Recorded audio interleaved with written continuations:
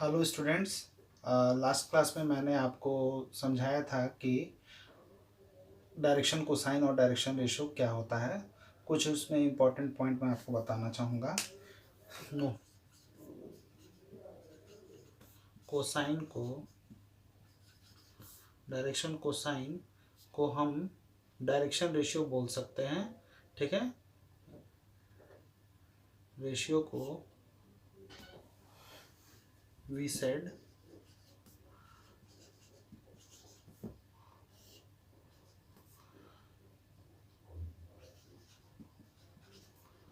Direction ratio. ठीक है, but direction ratio को हम डायरेक्शन कोसाइन नहीं बोलेंगे। ठीक है, मैंने बताया था आप लोग को डायरेक्शन कोसाइन को एल, एम और एन से रिप्रेजेंट करते हैं, और हमने आपको एक कंडीशन बताया था कि L square plus M square plus N square equal to 1 होता है। ठीक है, और डायरेक्शन रेशियो को मैंने ए बी सी से रिप्रेजेंट किया था, लेकिन A square plus B square plus C square not equal to 1 होता है। ठीक है, यदि आपके पास डायरेक्शन रेशियो दिया है, if we have direction ratio of line are A, B, C, then अगर ए बी सी किसी डायरेक्शन रेशियो किसी लाइन के डायरेक्शन रेशियो हैं, तो हम इस डायरेक्शन रेशियो को डायरेक्शन कोसाइन में कैसे चेंज करते हैं, ये हम आपको मेथड बताते हैं। तो फर्स्ट ऑफ ऑल आप A square plus B square plus C square find out करेंगे, फाइंड। ठीक है, A square plus B square C square.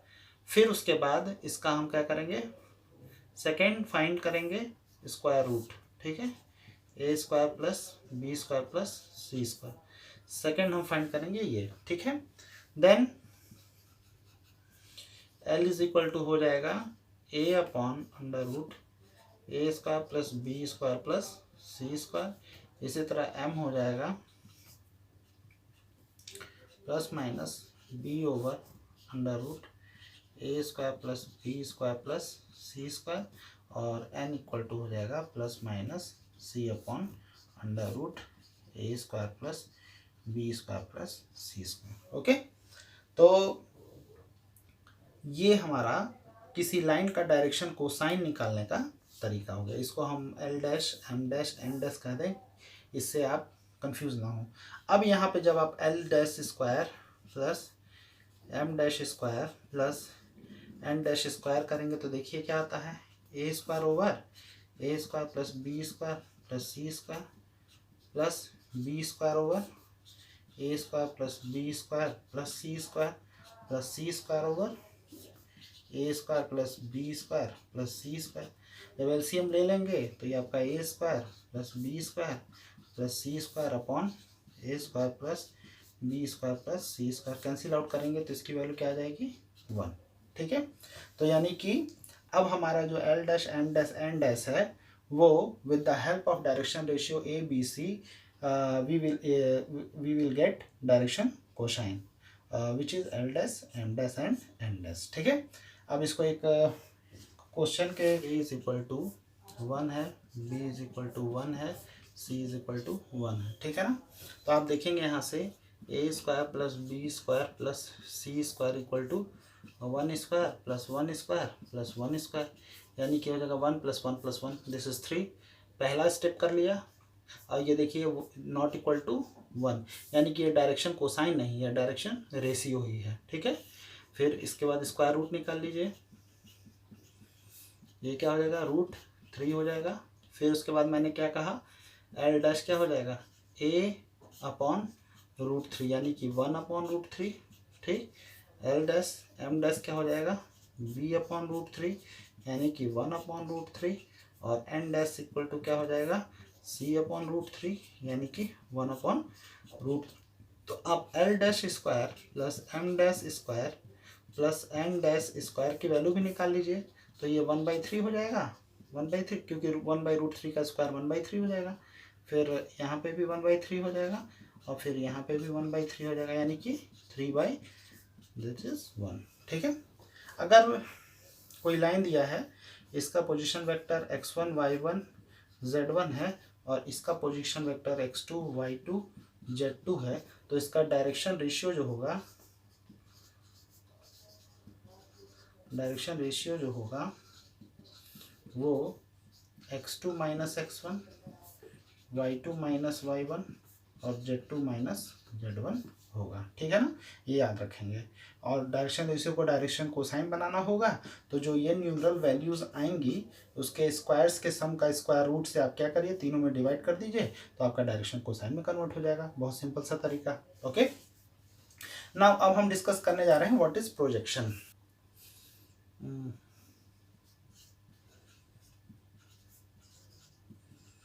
Projection, मान लीजिए कोई वेक्टर आपका, एक वेक्टर है आपका ए और ये वेक्टर है आपका बी। ठीक है, और ये एंगल है थीटा। ठीक, तो आप जानते हैं कि बी का प्रोजेक्शन वेक्टर ए पे ये पूरा डिस्टेंस होगा। ओके, और इसकी वैल्यू क्या हो जाएगी, mod B cos theta, because of we need this distance. अगर कोई वेक्टर बी दिया है तो उसका मॉडुलस जो होता है, मॉडुलस वो इसका ये डिस्टेंस हो जाता है। ठीक है, उसी तरह ये वेक्टर ए है तो इसका मॉडुलस इस लेंथ को रिप्रेजेंट करेगा। ओके, और आप जानते हैं कि A dot B equal to क्या होता है, A B cos theta. Okay, और हमें इसकी वैल्यू निकालनी है। ये वेक्टर बी का वेक्टर ए पे प्रोजेक्शन है ये, यानी कि we will find this quantity. Okay, तो हम क्या करेंगे, मॉड ऑफ ए से डिवाइड कर देंगे। तो mod of B cos theta is how much, this is vector A dot vector B upon mod of vector A. Okay, by this method we will get the projection of vector b on vector a. In a similar manner, you can add this is projection of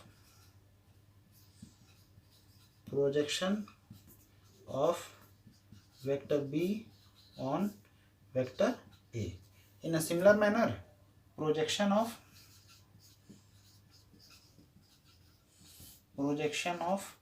vector a on b is how much, this is modulus of a cos theta, and this is equal a dot b over mod b। ठीक है, ये आपका projection of vector A on projection on vector B हो जाएगा। ठीक है, तो ये बहुत ही आसान सा कॉन्सेप्ट है और आपको आई थिंक आपको समझ में आ गया कि प्रोजेक्शन कैसे निकालेंगे। ठीक है ना, तो हमेशा याद रखिए डॉट प्रोडक्ट कीजिए और जिसका प्रोजेक्शन निकालना है उसके अपोजिट वेक्टर के मॉडुलस से डिवाइड कर दीजिए। ओके, अगर ए का निकालना होगा तो बी से डिवाइड होगा, बी का निकालना होगा तो ए से डिवाइड होगा।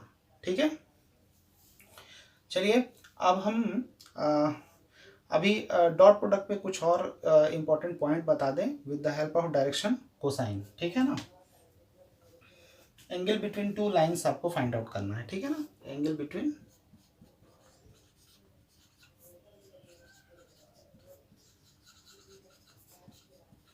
Two lines. ठीक है, स्पेस में मान लीजिए आपके पास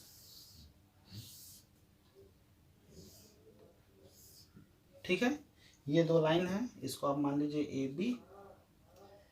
बी लाइन है और ये सी डी लाइन। ठीक है, ठीक है, तो इस वेक्टर के करस्पॉन्डिंग एक हम यहाँ पे ये वेक्टर ले लेते हैं और इसके करस्पॉन्डिंग हम यहाँ ले लेते हैं। ठीक है, तो आप देखिए इन दोनों के बीच का जो एंगल थीटा होगा वही इन दोनों के बीच का, क्योंकि this vector is parallel to this and this vector is parallel to this, तो angle between these two vector is same as the angle between these two lines AB and CD. Okay, I hope you will understand what I say. ठीक, इसको O मान लीजिए, इसको P मान लीजिए और इसको Q मान लीजिए. ठीक है, तो यहाँ पे ए बी के करस्पॉन्डिंग जो ये ओ पी मिल रहा है, इसका डायरेक्शन कोसाइन क्या है, एल एम एन है. ठीक है, और सी डी के corresponding L dash M dash N dash है. ठीक है ना. तो फिर यहाँ से हम लोग प्रोजेक्शन ओ पी का प्रोजेक्शन ओ क्यू पे कितना होगा. ठीक है, projection of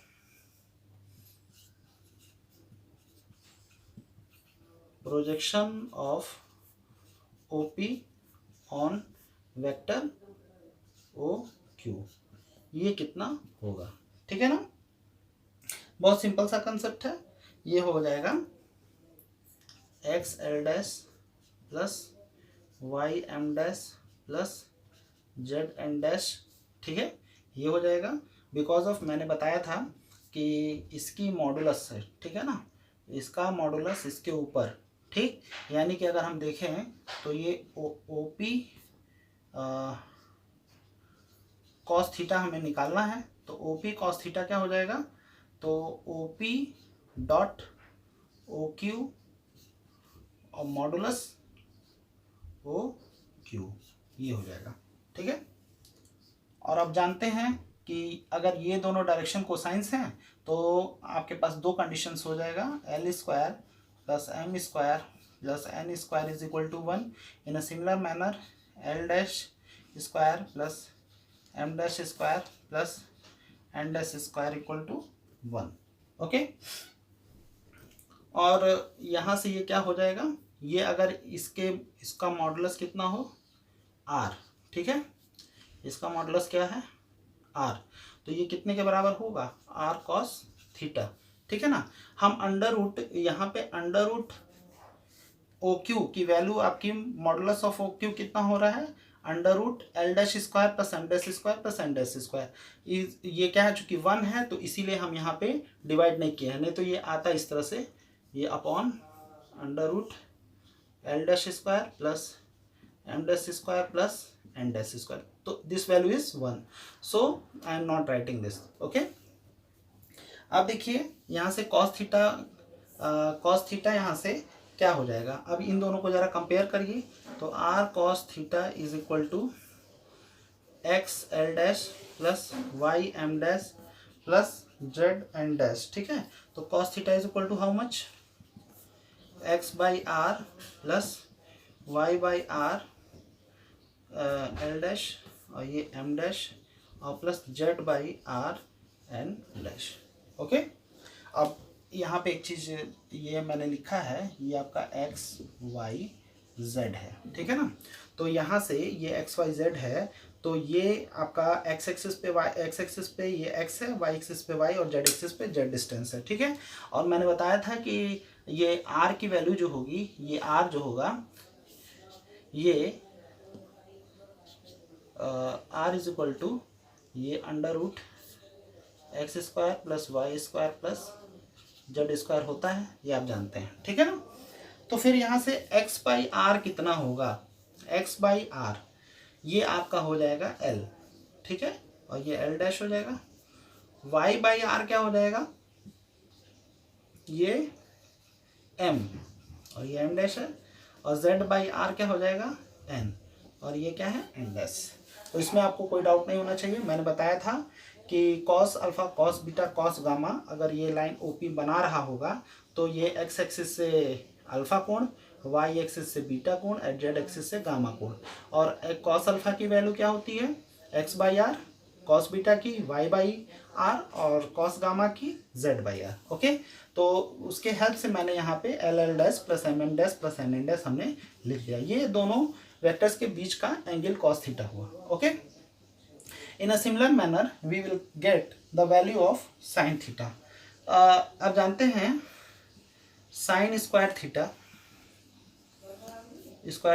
is equal to 1 minus cos square theta.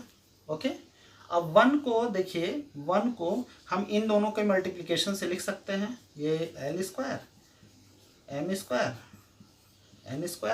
ठीक है, और इसको l dash square, m dash square, n dash square, okay, minus cos square theta की वैल्यू ये इसका होल स्क्वायर हो जाएगा, यानी कि l dash plus M dash plus N dash का होल स्क्वायर, ठीक है।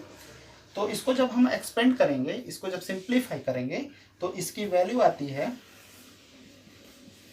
N dash minus M dash, ठीक है, का whole square plus L dash minus N dash whole square plus third आपका M dash minus L dash whole square, okay, this is the formula, okay.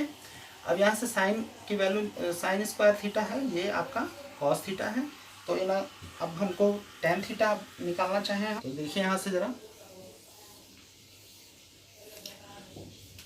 Ten theta is equal to कितना हो जाएगा, sine square theta, तो sine यहाँ से ये sign square theta है, तो साइन थीटा क्या हो जाएगा, square root of this quantity, square root of n dash minus M dash whole square plus L dash minus N dash whole square plus M dash minus L dash whole square, okay, upon cos theta की value आप जानते ही हैं, ये होता है l dash plus M dash plus N dash, okay, cos theta की value sine by cos ये निकल गया। तो ये जो थीटा है वो दोनों लाइंस के बीच का एंगल हो जाएगा। अब देखिए लाइन पैरेलल कब होता है और परपेंडिकुलर कब होता है, ठीक है। परपेंडिकुलर के केस में theta is equal to 90 degree if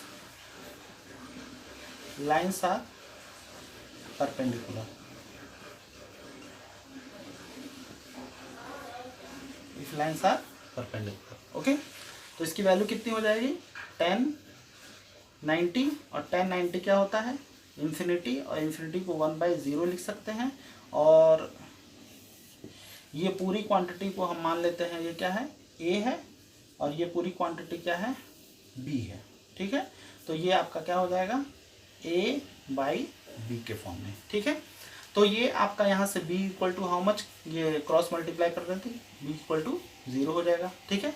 और बी कितना था, बी आपका l dash plus M dash plus N dash equal to 0, ये कंडीशन आ गया जबकि लाइन क्या हो, परपेंडिकुलर, ओके। अब देखिए if lines are parallel, lines are parallel, अब लाइन्स पैरेलल होंगे तो उनके बीच का एंगल थीटा इक्वल टू क्या होगा, 0 डिग्री होगा, ठीक है, 0 डिग्री। तो जब 0 डिग्री होगा तो उस कंडीशन में यहाँ पे 10 0 कितना होता है, 0 होता है, और ये बराबर हो जाएगा ए ओवर बी के, यानी कि यहाँ से ए की वैल्यू क्या आ जाएगी, 0।